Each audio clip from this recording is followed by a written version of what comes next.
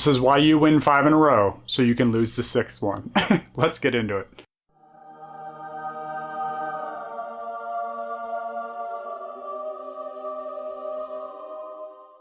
All right, as always, I am Brandon, and I am like a new signing for Arsenal. So, match reaction, Man U 3, Arsenal 1. Kind of feel blah about it. I did a short 3 takeaways as well. I'm going to try to keep doing those moving forward, so certainly check that out. But I'm not as irritated by this game as I was during the last game. I was very irritated at how we were physically treated in the last game. In this game, we actually played really good football. I thought our interplay, we got beat by losing the ball, great passers of the ball with through balls and then getting beat on the break because we play such a high line, right? If you're going to play such a high line, you really can't lose the ball when we're out of position. And, they scored, I think, all 3 goals that way if I think back on it now. So I'm kind of feeling blah about the whole thing. I'm upset, obviously, that we lost. I was a little bit more frustrated earlier, but thinking back on the game, some of our interplay was really strong. I thought overall we were a better team. I think we're going to win more games than Man United this year. And I just feel that it just wasn't our day, right? We got found out. We got the ultimate punishment for the mistakes that we made, and we didn't punish the other team. So, all right, let's get down through my notes. One, Zinni was back and Lakanga in midfield, so it was great to have Zinchenko back. Love seeing him play. I thought he was excellent again today. Even with Anthony, I thought he had a pretty good defensive game as well. He was also getting a lot of help. And I thought Lakanga was, efficient again. He was, I think, maybe 1 of the 2 of the goals. He may have given the ball away, but I thought overall he was pretty efficient. And he's growing into the role, right? It's a huge game for him, and it's only the second, major game he's played in such a long time as that single pivot. So I love that we stayed with our principles. So let's get into the first half. Man U definitely started better than us, which is quite different than what we're used to. Normally we're out of the blocks like crazy, and I thought the first 10-15 minutes Man U were up for it. I was happy to see what we were composed defensively. Our shape, we shifted left and right very well. I thought our defensive positions were strong. Even though they had a lot of possession, they didn't really have too many clear-cut chances. So I thought, even though we didn't start out of the blocks as fast as we normally do, I thought we were. I wasn't nervous. I'll put it that way. Saliba, early chance, just swipes at it and crushes it over the net. Obviously, we've seen him do crazy things with his left foot, but that was certainly a pretty high potential or a good chance there. A Martinelli goal. I thought, this was certainly against the run of play. Like I said, this was probably 15-minute mark, and they were definitely dominant, but it showed our ability to press them, win the ball back, and then in 2 passes, Martinelli's in behind, and you're never going to catch him. And it was actually a gorgeous finish, composed. It's exactly what he deserves, especially for the way he's been playing. It's definitely a foul. My problem with it is VAR's not supposed to be involved unless it's a clear and obvious error. I'm certainly thinking it's a foul. It could have been, but he was literally 10 yards from it. He wasn't blocked by anyone. He deemed it not a foul during the run of play. And whenever you slow things down to look at it from every angle, everything looks worse. So, and it wasn't even that particular play, that put us through. We still had to play the through ball, and Martinelli still had to win the ball or get there first and then finish on the break. I don't know. It's a bit frustrating for sure. I think I don't know. Just officiating in general this year is really irritating to me, but I think we are certainly not the only team. I've seen the guy that refereed our last game, I watched the highlights from the weekend of the game he did. I can't remember what it was, but it was awful as well. So really poor officials in the EPL, and I think VAR's even getting things wrong now too, quite often. So Martinelli, I think, was hot, right? That was a beautiful composed finish. He also had the header that De Gea saved. It was a good attempt. It was a good header. And then, it really ran down to Anthony's goal. Other days that gets blocked before it gets slotted out. Zinchenko maybe gets a foot on it so it doesn't go right to Anthony. I mean, it was a decent finish. It's kind of his bread and butter, right? It's what they bought him for. So, yeah, it was one of those times where, we lost the ball. We were high. Our line was high. We got broke. Gabriel probably shouldn't have went in and dove in, but he thought he could win it. I get it. You're not always going to make those. It's a 50-50. Are you going to go or not? But I think after Martinelli's goal, right, we really started playing our ball. We started playing our football. We looked composed. We started moving it around.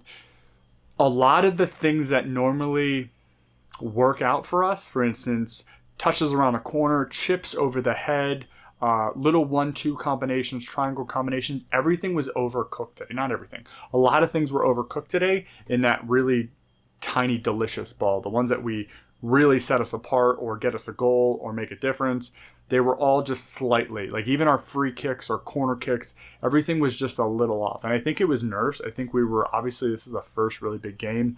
We're at Old Trafford. I think we were quite nervous. I think we're still working that out on what kind of team we are and how confident we can be. And that's going to come with experience. These kids are young. We still have a really young team. So it just seemed like everything that was the intricate piece was just overcooked a tiny bit. So that'll come with time. Like I said, I'm not like, we still played well. We just got beat 3-1. We still had a lot of possession, a lot of chances. We still had the ball in their half. We still had the ball in their 18. They beat us on the counter, right? Although the worrying fact of that is teams like Tottenham played the exact same way. They soak up pressure and then they break to their absolute dominant front line. And Man United is a little bit like that right now. And we went through that time period as well, and now we're way more possession based and push. And I think outside of those times that we got scored on, we got punished the maximum for our mistakes, and Man United did not. So that's where I'm at. Second half. Odegaard, huge miss. Saliba, huge miss. Martinelli's header, decent save. Odegaard, massive miss. When Gabriel slots that ball over and he just kind of tries to take his left foot and direct it into the far corner and just flubs the shit out of it, that should have been a goal. That was a huge, huge chance that should have went in. So, we definitely had high percentage chances that we did not capitalize. They capitalized on all three of theirs. Saka flashed across, which that was really good. He was once he tired in the second half. I thought their left back, their new left back, I thought he played decently well. But Saka, when he was still fresh, I thought he had his way with him. Saka's goal. So the thing about Saka's goal that is unreal, and I said this in my short, my YouTube short, it was one of my takeaways. Watch his feet to get space away from the defender's foot to play that through to Gabriel. He actually taps it with his left and right, and then plays it through to himself to play with his right foot to give him enough space to get that ball. Most people don't do that. They try to play the one-time ball and it gets blocked and deflected.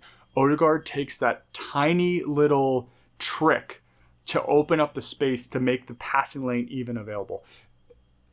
Normal players don't do what he's doing right now. Normal players don't even think fast enough to be able to allow their feet to make that. So before he's receiving the ball, he knows he's already seeing Jesus's run. He already sees where the defender is in front of him, and he knows he has to make that tiny bit of space and do the 1-2 with himself. That is unreal. Unreal. And he is so underappreciated outside of Arsenal fan base. He's an unreal player, unbelievable player, and to process that quickly, to make your feet do that, to make that tiny little bit of space that gives us a goal. He did some other things today too that were just amazing. So glad that he's not injured. Rashford goals, right? We make a mistake. Christian Eriksen can hurt you with a long ball, with a through ball. And Bruno Fernandes can do the same thing. So Christian Eriksen to Bruno Fernandes, or Christian Eriksen right through to Rashford. Rashford can finish. He's always been a finisher. He's obviously quite pacey as well. So when you have that much space behind you, the way we play, we got punished for that. And we almost got punished when Ramsdale, tried to play a ball through, but he made a decent save on Bruno Fernandes. But, so all of their goals, I would say, were our own making. They were our mistakes. And they did start well. We didn't start as fast as we normally do. But I think outside of those mistakes, we were pretty dominant. And I think that dominance and our style of play, we are going to win a ton of games this season. So I'm not worried. Yeah, we got beat by Man United 3-1. We don't normally win there, blah, blah, blah, blah. Man U's going to have a absolute field day online. It is what it is. They're still not as good as us. I do not think they're going to finish above us. They went out and spent a shitload of money. They have some decent players. I think Ten Hag is a good coach, so they're on the right path. I'm still not sure they have the creativity that they need. McTominay drives me crazy. Everything he does annoys me. Even like kicking the ball away, pushing people around the sidelines to push them into like the banner boards. Like, he's a dickhead. I cannot stand him. He just plays like a complete asshole, and it's really frustrating. But he's there. That's what he's there. He's there to be a brute, right? He's there Fellaini. Well, Fellaini did play there, didn't he? Yeah. So essentially, that's the way I see McTominay. Very little skill. He's just out there to bruise and crush people and just be a bit of a jerk. So outside of that, I thought the defense, played reasonably well. And besides the Gabriel issue with trying to slide in, super high line as normal. I don't think our press was as good as it has been in the past, but I thought, Man U was decent on the ball in spurts. I do think we were dominant. I do think when we had the ball in their half, we played our game after the first 15 minutes.